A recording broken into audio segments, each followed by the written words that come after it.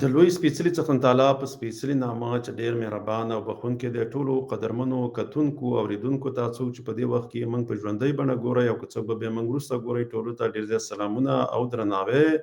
د لوی افغانستان تلویزیون ته ښه راغلاست. ملګرو څنګه چې موږ په سرحد کې لیدلي، نن زما د موضوع چې دا هغه دا ولې اسلامي نړۍ کې زده کړې دوه برخې شوې، ځکه دا په دې خاص کر په بری صغیر او بیا په پښتونخوا او افغانستان دا چې موږ سره یو جغرافیه لرو، یو خلک یو څه په موږ باندې ډېر څه اثر یې وکړو او څومره زیان او نقصان یې دغه ځای زموږ خلکو ته ورسول. نن به په دې اړه سره خبرې کوم. د دیني او عصري علومو ترمنځ درس. تاریخ یو موټی نظام نه ویش نه. پخوا په تاریخ کې لکه یو تدریسي نصاب به و، بیا وروسته چې کله انګریزان راغله نو بیا په دې کې درس پیدا شو، په هغې باندې به سره خبرې کوو. مخکې دیني او عصري علوم سره یو ځای و، وروسته انګریزان راغلل، سکول جلا، مدرسه جلا شو، نتیجه تعلیمي ویش پیل شو. مخکنی حالات تر استعمار وړاندې د اسلامي نړۍ په شمول د بری صغیر تعلیمي نظام یو واحد مذهبي علمي سیستم و. دینی علوم، فقه، تفسیر، حدیث او عصري علوم، ریاضي، طب، فلکیات، منطق ټول د مدرسو له لارې تدریس کېدل. دا مدرسې په خپله ساینس پوهان، ډاکټران او فقها ټول را پیدا کول. مثال په توګه یا د بیلګې په توګه ملا عبدالعلي، بحر العلم، ملا جیون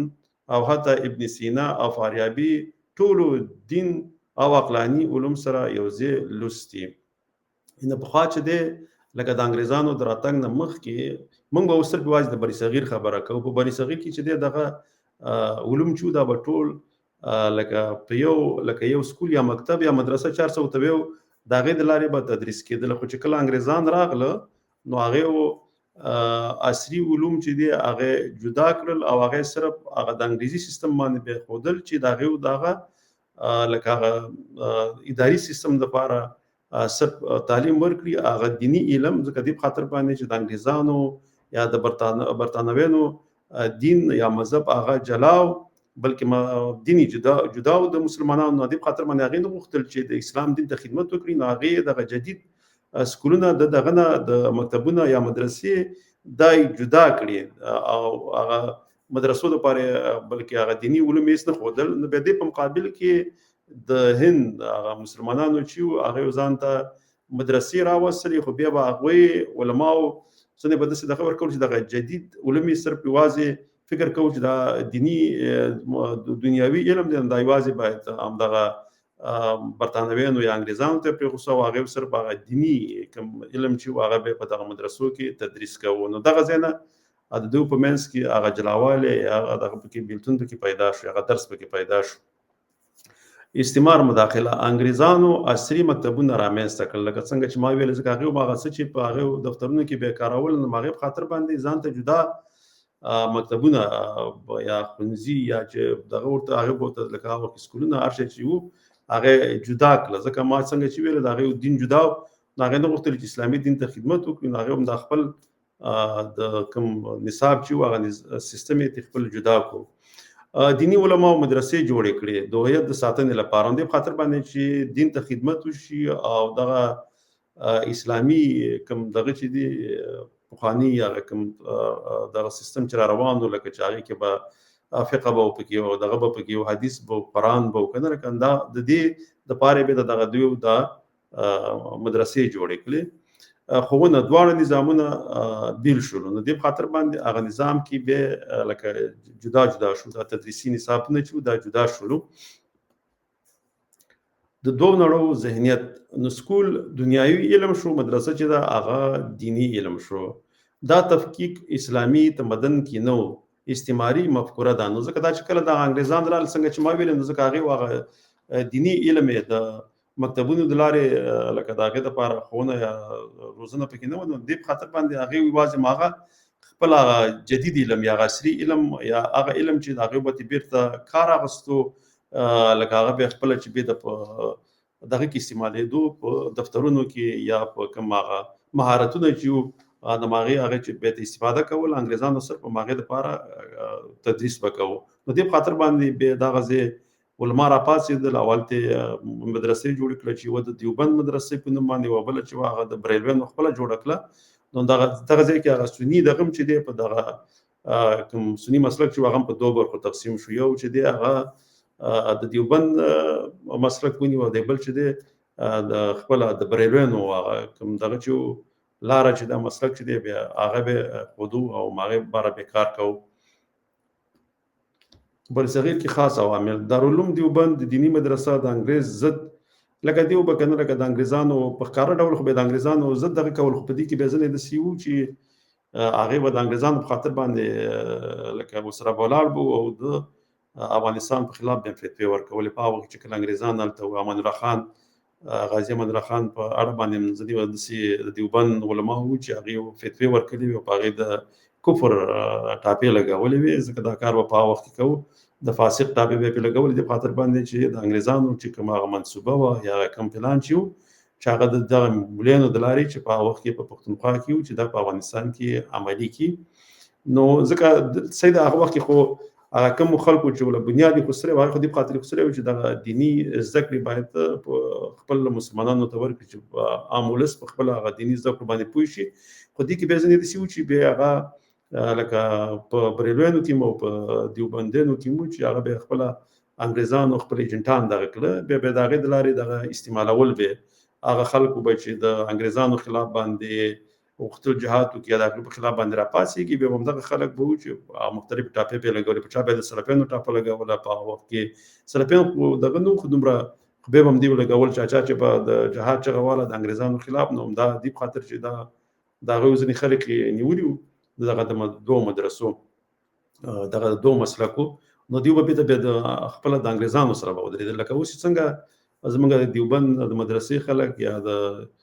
دغه چې دي دا کلک دغه نه دفاع کوي د پنجابي فوز نه، چې هغه خپله هم د انګریزانو او د امریکې غلامي کوي، او هماغه نظام چې دی تر اوسه پورې په پاکستان کې ټینګ کړی دی او حتی په پښتونخوا یې محکوم کړی دی. بیا دوی بیا هم دغه خلک چې دي دغه مولیان چې په دغه کې کله په منبر باندې ناست دي، بیا هم دا وایي چې زموږ فوج داسې دی او زموږ فوج دا قوي فوج دی، تر څو پورې چې د هغوی ظلمونه بیان کړي چې په پښتنو باندې ظلم کوي، زموږ خاوره یې نیولې ده، زموږ خاوره قبضه کړې ده. په دغه د قبایلي سیمو کې باجوړ، سوات، په دغه منطقو کې دوی څومره ظلمونه وکړل، د هغې ظلم په خلاف دوی خبره نه کوي، ځکه دا دې په خاطر باندې چې د دوی مدرسو ته دغه ځای نه پیسې ورکول کېږي او د دوی مدرسې د هغې دپاره کار کوي. او بل دوی په دې تمه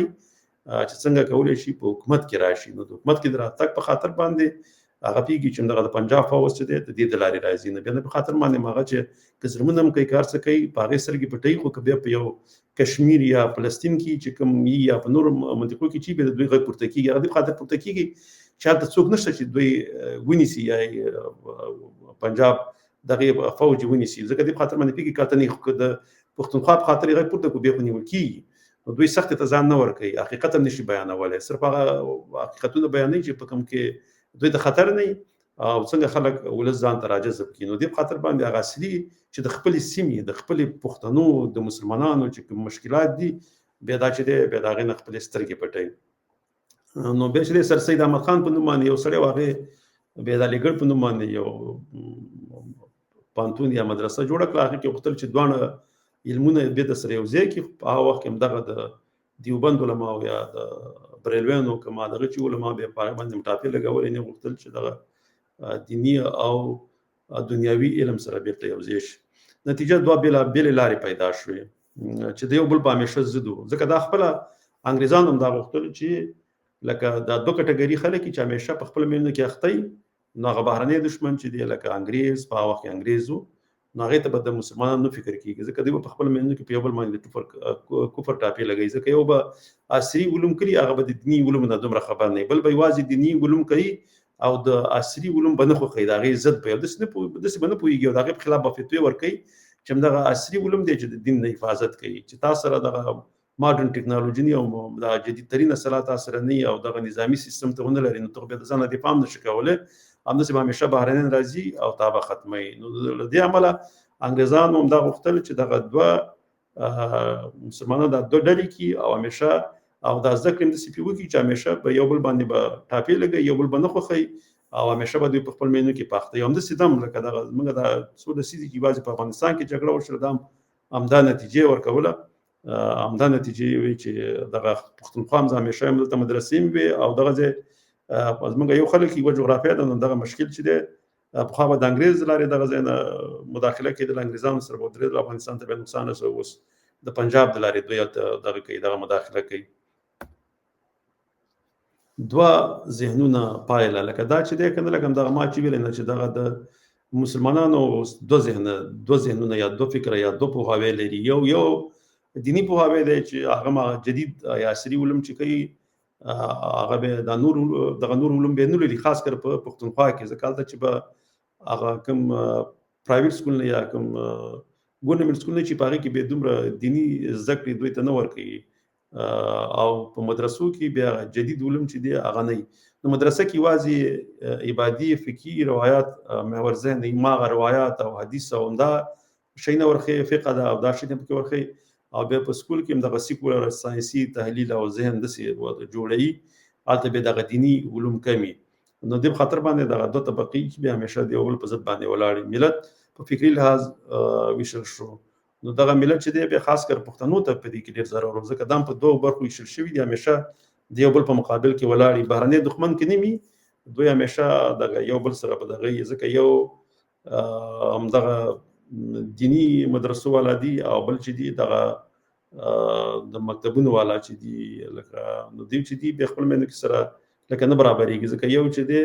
یو رقم سیستم غواړي د حکومتي نظام دا نور چې دي دا بیا بل نظام غواړي نو دا بیا داسې چې لکه دواړه لکه داسې دي چې یو لکه په یو علومو کې ډېر مخکې تللی هغه بل ته پاتې او بل چې بیا په بل علومو کې تللی هغه بل ته ورنه پاتې نه بیا مشکلات هم دغه ځای نه خلق کېږي ځکه لکه اوس دغه څوک چې دیني علوم کوي ځکه دیو بیا لکه ټول نه خو دیو کې بیا ځینې داسې چې لکه یوازې لکه سیکولر سوچ لري هغه پخوا چې د کمونیزم راغلی هماغه طرف ته بیا ډېر مایل به وو ما طرف باندې به و نو بیا ځکه هغه دیني دغه په هغې کې به نه و بیا د هغه دیني والا چې دي هغه که څوک لږ شانته د دوی سره خپل هغه مسلک کې مخالفت کوي یا د دوی هغه خپله د نظر خلاف د دین خلاف نه د دوی هغه د روایتونو خلاف یا کوم نظري اختلافات چې ورسره ولري بیا هغې باندې فتوا لګوي ځکه اوس وګوره بریلویان او دیوبندیان شول لکه یو بل ته چې دی ټاپې په یو بل باندې لګوي ځکه چې هغه د دوی هغه نظرونه چې دي هغه یو بل ته ورته والی نه لري او ځکه دوی بیا ډېر زیات لکه ځینې خو پکې صحیح د پوره عالمان دي هغه بیا پوهېږي مګر هغه چې پوره زده کړې نه کړي پوره عالمان نه وي نو هغه بیا همداسې چې داسې لږ نیمه غوندې ملین هغه بیا یو بل باندې ډېر زر ټاپې لګوي په یو بل باندې کفر ټاپې پرې لګوي او د یو بل د مرګ داسې وایي واجب القتل دا ټاپې په یو بل باندې بیا لګوي نو دغه مشکلات چې دي دا هم دغه ځای نه پیدا شوي د حل لارې که نه یو متحد نصاب باید د مسلمانانو دپاره چې په هغې کې مدرسو کې چې هغه عصري مضامین راوستل شي یا سکولونو کې دیني فهم زیاتول یا د ښوونځو نصاب اصلاح یا داسې چې ټول هم دغه یو نصاب لکه په مکتب کې مخدرې شي مدرسې لکه هغه که نومو ته مدرسه ورکوي او که سکول ورته ورکوي دا باید یو نصاب ولري هغه دیني زده کړې پکې باید یو عصري زده کړې پکې وي لکه څنګه به چې پخوا وي لکه همدغه د ساینس ټکنالوژي دا ټول د دیني زده کړو سره یو ځای باید ورکړی شي داسې به داسې چې مهارتونه به هم زیات شي که وګوره یو مدرسې نه یوازې یو ملا فارغه شو نو دا خو نور مهارتونه نه لري نو که بیا دا یو وخت کې صحیح ده چې هغه جوماتونه به هم یو وخته پورې لکه د دوی په اندازه باندې یو وخت کې به داسې راځي چې بیا به د جوماتونه به کم وي ځکه د نفوذ مطابق به او ملیان به چې دي هغه زیاتېږي باندې چې کله زیاتېږي دوی خو بیا بل مهارت نه لري لکه دیو لکه د لاس کوم بل کسب به دوی سره زده نه وي نو بیا دا خو مشکلات دوی ته هم پیدا کېږي ځکه یا به یو بل باندې بېرته دغه ټاپې لګوي ځکه چارې به غواړي چې هغه یو ځای ته ورسېږي خپل همدغه ملین نو دوی به یو بل سره به همیشه په رقابت کړي او بیا به دغه نور به هم پکې تفریقې پیدا کېږي او جګړې به د دوی په منځ کې نور هم زیاتېږي نو د دې په خاطر باندې په کار داسې دی چې دغه ټول دا که دنیوي علم دی او که عصري علم دی دا سره یو ځای کړي او دغه نه باید دې کې مهارتونه هم پکې او زده کړو کې هم دغه جدیدترینه زده کړې مې ورسره پکې دیني زده کړې مې چې هر انسان خپل دین هم خبرې او ورسره داسې مهارتونه حاصله کړي چې یوازې ملا نه بلکې چې هغه په هر بخش کې دا چې په هغې کې بیا کار وشي کولی لنډیز د دین او دنیوي تکفیف د استعماري دور پاتې شونې دی کنه لکه څنګه چې ما مخکې ویل تر څو مو تعلیم یو موټی نشي نه دین نه دینی علم نه دینی عالم او عصري شي او نه عصري انسان دینی شي نو ځکه دغه دوه طرف ته مشکل دی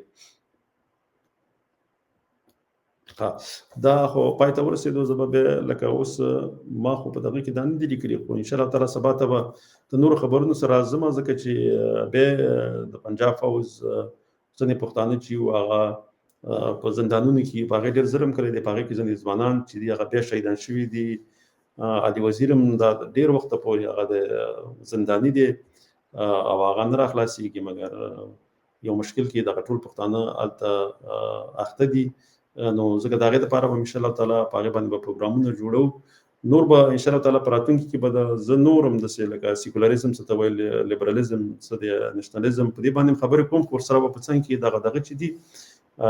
دغه پښتانه چې کوم مشکل لري د پنجاب فوج چې کوم ظلمونه کوي د هغه د ظلمونو